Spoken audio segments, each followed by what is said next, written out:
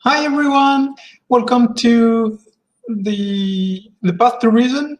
I'm your host Cindy Plaza, and today is the first episode in my series of videos on critical and rational thinking. I'm really excited about this because it's really my favorite topic to talk about. And so first, before explaining and going into details about all of this, I'm going to explain a little bit why is it so important to talk about rational and critical thinking. Um, to me, it's the only way we have to make the distinction between a doctor and a charlatan, between a pseudoscientist and a scientist, um, between a conspiracy and something that's really happening, basically between truth and lies or bad information. Uh, it's the only tool we have at our disposal to the only set of tools we have at our disposal to uh, be able to take away bad information, conspiracies, pseudoscience, uh, astrology, anything like that, superstitions. And that's why it's so important. The second reason is because it's also how we make the best decision we can um, according to the information we have. Because rational thinking and critical thinking are not a guarantee, but they're a tool that helps us make the best decisions. A rational decision is not necessarily the best decision or even sometimes the right decision, because you can make a rational decision because you have a certain amount of information at the time, but you don't have all of them, and because you don't, you will make a bad choice. But it's still the rational decision based on the information you had at the moment. So being rational doesn't mean you will always be right. Thinking critically doesn't mean you will always have the truth, but it's the only tool we have to get there. So let's start with rational thinking. In my opinion, it's the idea that's at the top, if I can say that, of this course, of this series of videos. Rational thinking is the ability and also the will, that's very important, to think within reason. And we could say that this is a path, not a destination, because no human being will ever be a perfect thinker. So no one will ever be able to say, I am a rational thinker. I try to think rationally, yes, but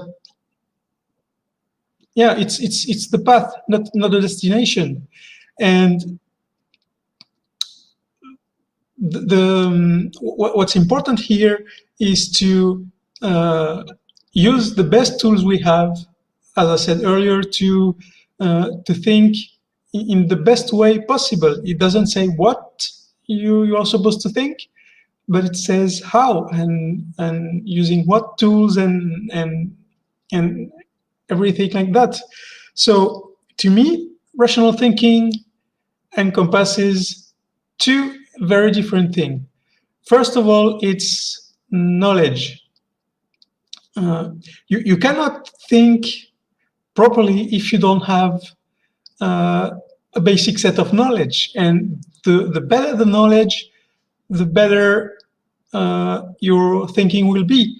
That's why I think that we tend nowadays to put some emphasis on intelligence, and I don't think that's really useful, because rational thinking is what's important in our society. It's what makes people vote for the right person, because the person has the right program. It's what makes us make the best decision possible. And intelligence has nothing to do with rational thinking.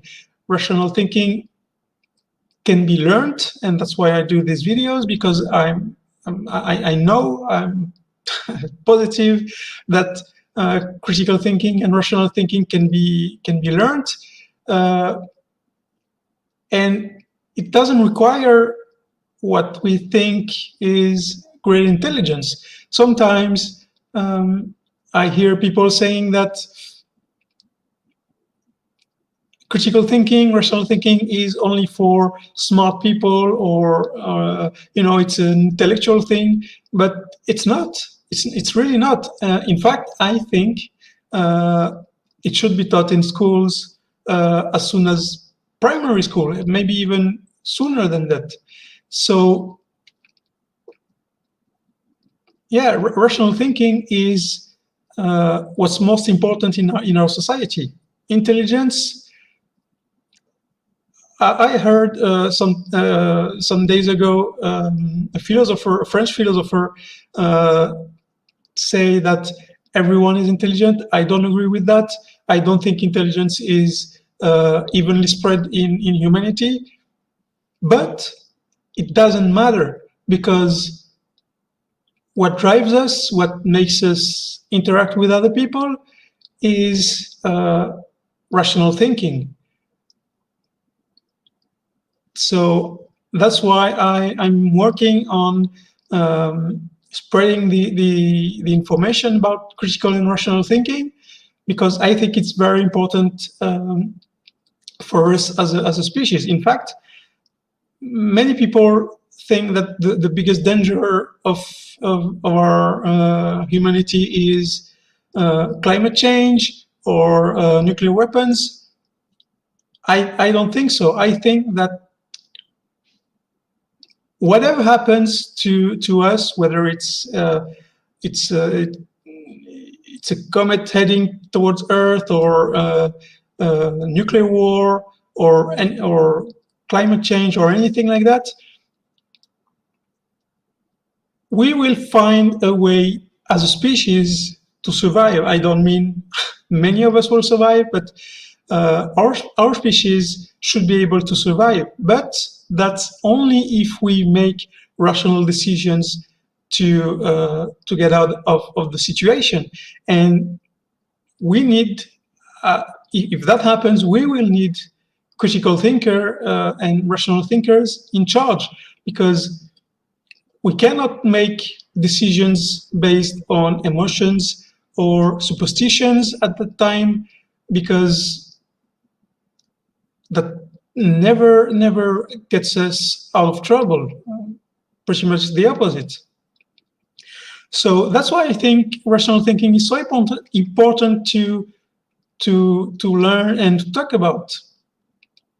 And to come back to the first part of rational thinking, knowledge, I also think this is very high up in the chain of the rational thinking description, I would say, because you cannot, for example, you cannot judge an argument without knowledge. Judging an argument requires to study its structure and also the veracity of the premises. And if you don't have enough knowledge, you cannot do that. You cannot evaluate the veracity of a premise if you don't know what you're talking about. So you need more knowledge to be able to apply critical thinking.